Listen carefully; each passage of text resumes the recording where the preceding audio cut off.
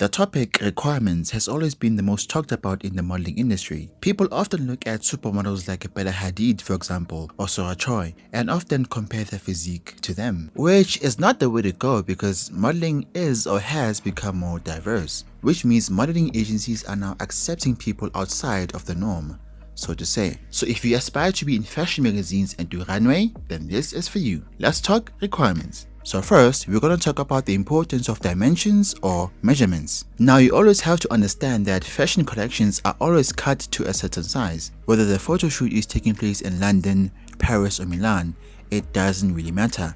There always has to be a standard size. If Gucci made collections of a particular size that are to be worn for editorials, they aren't necessarily going to go to IMG and look for models who don't meet those measurements. But what's interesting about it is that this point ties to my next point, which is the fact that your body size makes a difference in the types of jobs you'll get. When people go through your agency application in most mother agencies, the first information they look for is not your email or residence for that matter, it's your height. But of course your photos do get a quick scan, so your modeling career is based on the size of your body entirely. But if you are short or curvy, then you need to have that complete model look or package. There has to be something that sets you apart from the rest. And so like I said earlier, the body and clothing size of modeling is very important for international brands. Whether it's Burberry, Prada, Louis Vuitton, it really doesn't matter. So the looks of a model can be requested by 60% of brands which do beauty, skincare or even fragrances. Or for example, the body of a model can be requested by 80% of brands who want to promote certain types of clothes or underwear.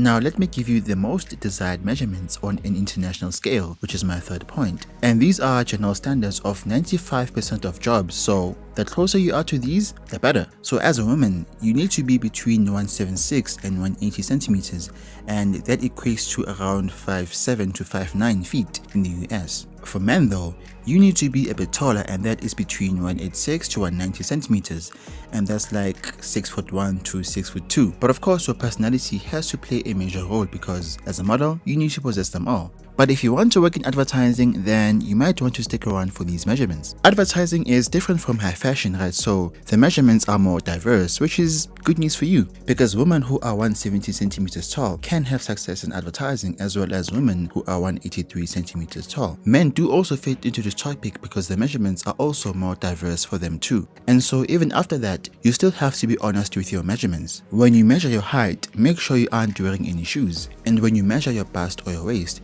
make sure that you wear as little clothing as possible. And please remember that even if you're satisfied with your measurements, you still have to be facially unique in order to be in the industry of high fashion. Whether it's freckles, blue eyes, beauty spots, green eyes, whatever the case may be. Educating yourself about the modeling industry is very important. That is why I have this video over here that will tell you everything that you need to know about the editorial modeling industry. Peace.